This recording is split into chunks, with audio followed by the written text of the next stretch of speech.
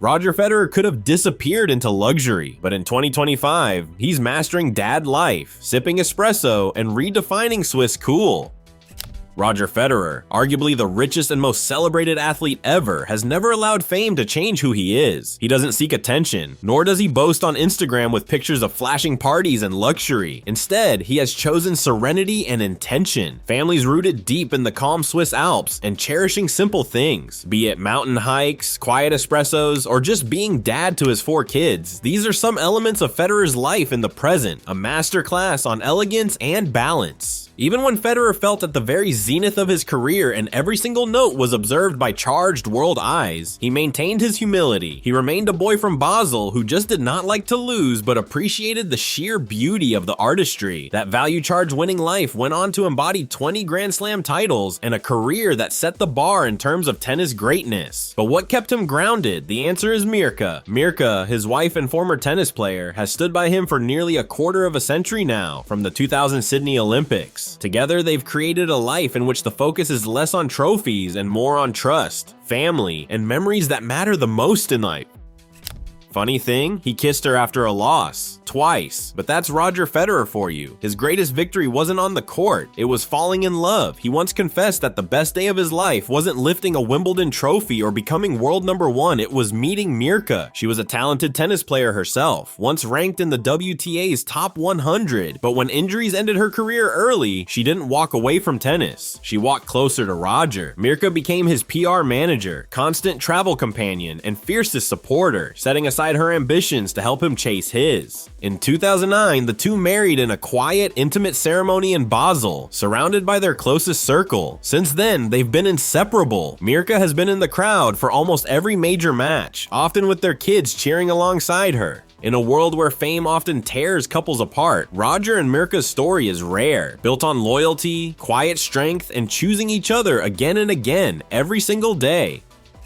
What's tougher than battling Djokovic, Nadal, or Murray in a Grand Slam final? According to Roger Federer, raising 2 sets of twins. Mila and Charlene were born in 2009, and then came Leo and Lenny in 2014. Federer calls their arrivals a miracle, and by 2025, they're growing up fast enough to give him a run for his money in backyard games and early morning debates. These days, Roger's real showdowns aren't on center court, they're at home. From sibling squabbles and forgotten homework to juggling school runs and bedtime routines, the Federers swapped match points for parenting chaos. Press conferences? Now it's the Federer soccer meetings. Post-match interviews? Replaced by storytime marathons. And yet he wouldn't trade it for the world. Federer says fatherhood, much like tennis, demands patience, flexibility, and mental toughness. And honestly, what kid wouldn't be both thrilled and terrified getting coached by a 20-time Grand Slam champ over breakfast? For Roger, the legacy lives on, not in silverware, but in 4 little champions he's raising every single day.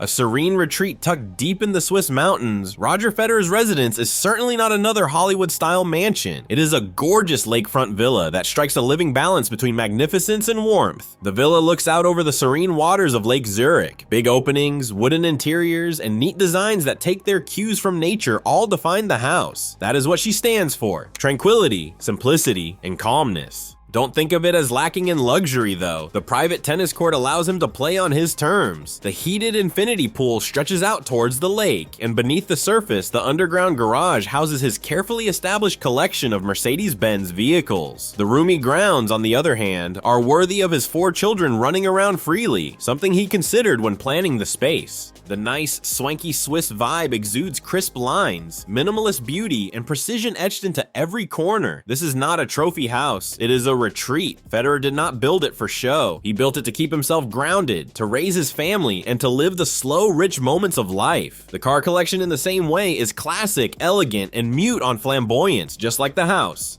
No clout chasing, just classic taste. Federer's daily favorite, the Mercedes-Benz S-Class, a car that, much like the man himself, blends smooth performance with quiet prestige. For family outings, he leans on the reliable luxury of a Mercedes G-Wagon, and when he's craving a little adrenaline, he turns to his AMG models. Powerful, refined, and built for performance. But don't expect flashy Lamborghinis or decked-out supercars in his driveway. His garage, much like his backhand, is all about calm precision, understated class, and effortless elegance. Each car isn't just a showpiece, it's a reflection of taste. For Federer, driving isn't about turning heads, it's about savoring the ride with grace and purpose. His car choices say a lot: composed, intentional, and never over the top. By 2025, Federer's net worth will have soared beyond $600 million, and it's not just from tennis titles. His sponsorship portfolio is elite. His $300 million deal with Uniqlo alone proves his brand power, with names like Rolex, Mercedes-Benz, Moet and Chandon, and Wilson backing him. It's no wonder Forbes dubbed him the perfect brand ambassador. But Roger wasn't chasing checks, he was choosing alignment. He only backed brands he truly believed in. Even in business, Federer moved with quiet power, choosing legacy over hype.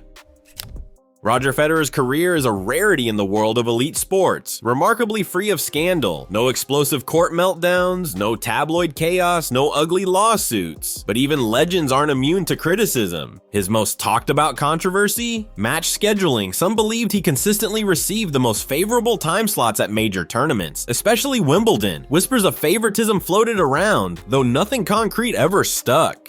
Another point of debate came from his silence on political matters. In an era where fans expect public figures to take strong stances, Federer chose a different path. "I'm a tennis player, not a politician," he once said. In a world fueled by outrage, his calm neutrality felt like a breath of fresh air. Off the court, Federer has quietly become a force for good. Through his Roger Federer Foundation, he's helped over 2 million children gain access to quality education in Africa and Switzerland. But he's not just a name on a banner, he's deeply involved. He visits rural communities, speaks with teachers, and closely monitors the progress being made. His mission is clear: empowering through education. Since launching the foundation, he's invested over $50 million into sustainable educational programs in countries like Malawi, Namibia, Zambia, and South Africa. Even in retirement, Federer says this work is what drives him most. Not trophies or fame, but creating real, lasting change. For him, the greatest legacy isn't on a scoreboard. It's in the lives of children who now have a future filled with opportunity and hope.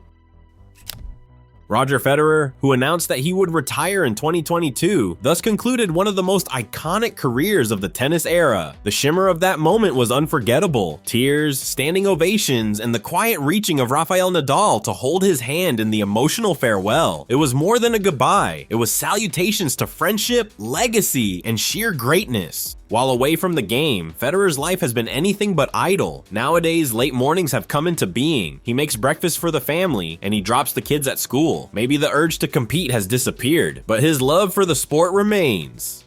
He still goes onto the courts, but only for fun. He's thriving in his little way too.